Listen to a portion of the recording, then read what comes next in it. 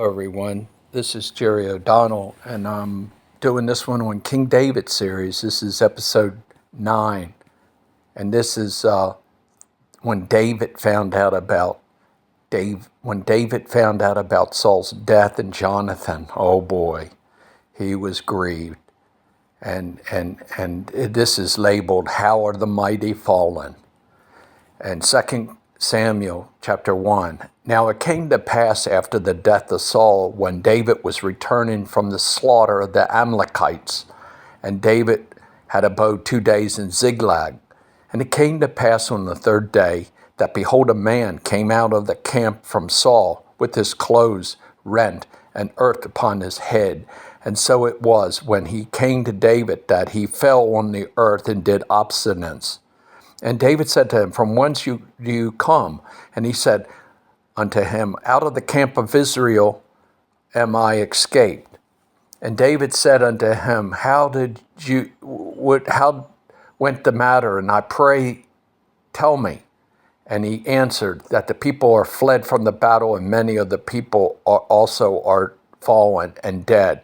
And Saul and Jonathan, his son, are dead also. And David said unto the young man that told him, How do you know that Saul and Jonathan, his son, be dead? And the young man that told him said, I have happened by chance upon Mount Gilboa. Behold, Saul leaned upon his spear, and lo, the chariots and the horsemen followed hard after him. And when he turned behind him, he saw me and called unto me, and I answered, Here am I. And he said to me, Who art thou? And I answered him, I am an Amalekite. And he said to me again, Stand, I pray thee, upon me, and slay me, for anguish is come upon me, because my life is yet whole in me. So I stood upon him and slew him, because I was sure that he could not live after he had fallen. And I took the crown that was upon his head and the bracelet that was on his arm, and brought them here unto my Lord. Then David took hold of his clothes and rent them, and likewise all the men that were with him.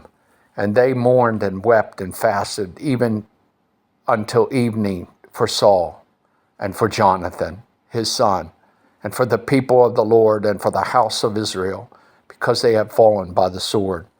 And David said unto the young man that told him, Whence art thou?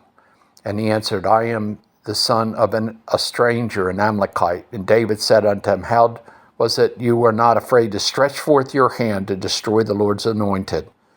And David called one of the young men and said, Go near and fall upon him. And he smote him, that he died. And David said unto him, Thy blood shall be upon thy head, for the mouth has testified against thee, saying, I have slain the Lord's anointed.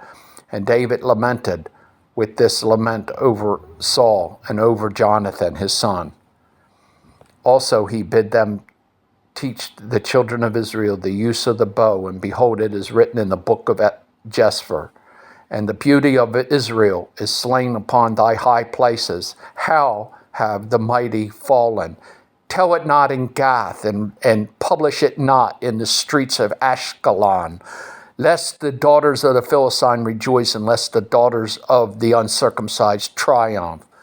Ye mountains of Gilboa, let there be no dew, let there be no rain upon you, nor the fields of offerings, for there the shield of the mighty is valiant, cast away, and the shield of Saul, as though he had not been anointed with oil.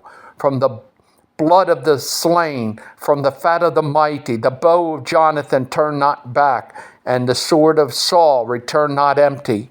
And Saul and Jonathan were lovely and pleasant in their lives, and in their death they were not divided, and they were swifter than eagles.